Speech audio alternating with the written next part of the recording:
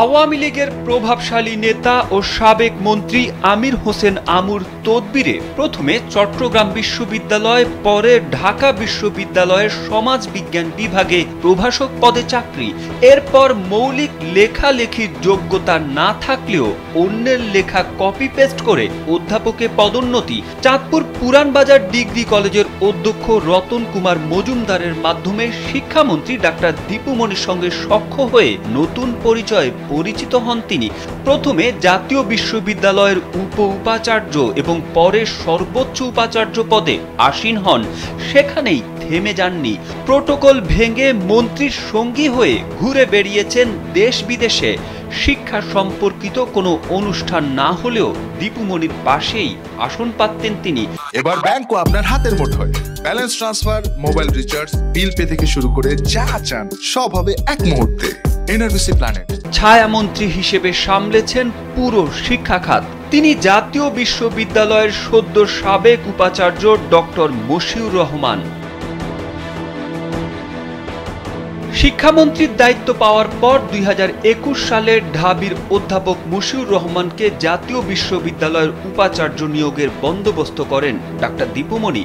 অভিযোগ রয়েছে, তুলনামূলক জুনিয়র ও প্রশাসনিকভাবে অনভিজ্ঞ হলেও ব্যক্তিগত পছন্দের কারণেই অধ্যাপক মশিউরকে জাতীয় বিশ্ববিদ্যালয়ের উপাচার্য থেকে সরাসরি উপাচার্য হিসেবে নিয়োগের ব্যবস্থা করেন ডাক্তার দীপু মনি।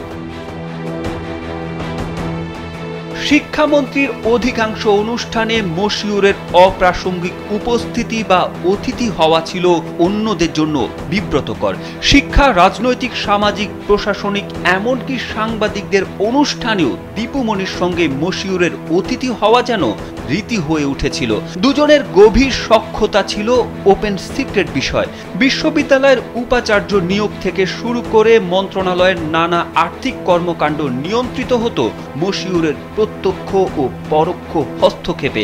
এ নিয়ে তৎকালীন শিক্ষা উপমন্ত্রীর সাথে দুজনের স্নায়ুযুদ্ধেরও কথা শোনা যায়।